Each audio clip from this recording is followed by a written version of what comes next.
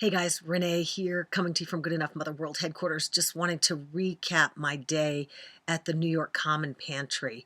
Some of you saw my Periscope, and I just wanted to expound on that just a little bit. But before I do, let me go back a minute. I was invited to be part of this sort of day of giving and serving with Nissan. And the idea was that we were going to be putting together packages and groceries and things like that at New York Common Pantry for people, families who needed it. I don't have any experience with New York Common Pantry, and so this was my first time. So what we did was we broke up into teams of two. There was one team that was going to be in the back, actually packing the groceries, and the other team was going to be in the front, sort of interfacing with the clients, and as they picked out their food. And then those orders would be processed, and then they would go upstairs to the pantry and pick up their food. New York Common Pantry serves about 1,600 families a week. Of that 1,600, they can come twice a month. So that's 3,000 families a month. So we would take a tablet and I would punch in the client's name.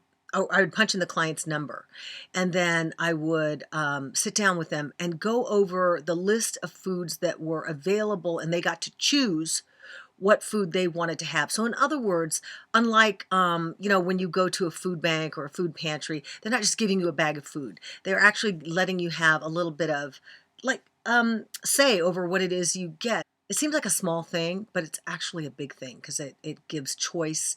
It makes them, I guess, feel more dignified. I mean, I would. And I just spent the afternoon doing that, helping to fulfill orders. And boy, I hope I can say this without crying. One lady in particular, I went up to her and I was like, "Hey, how are you?"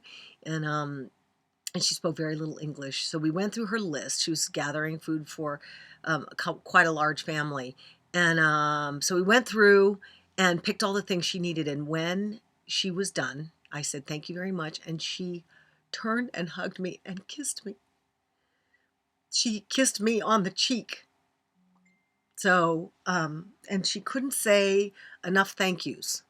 She couldn't say enough thank yous. And I think sometimes we just, you know, are so caught up in our own shit that we don't even realize how good we have it. I was trying to tell my son this morning what I was going to do. And I said, Cole, not one time during the month do you go into the refrigerator and hope that there's food there. There's always food there.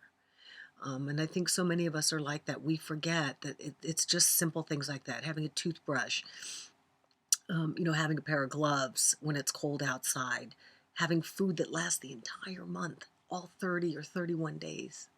That's a big deal.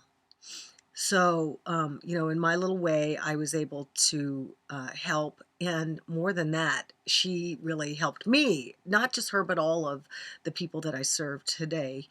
And so I guess all I really want to say to you is this, if you really want to understand the spirit of the season and really not just the season, but of life, you know what? Get out of your way.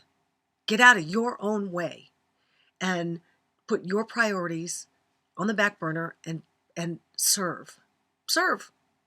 Find a way to serve because I guarantee you you will be blessed and you will feel it, when you leave. So that's all. I just wanted to say I would just encourage you all to take a moment this holiday season to serve somebody else.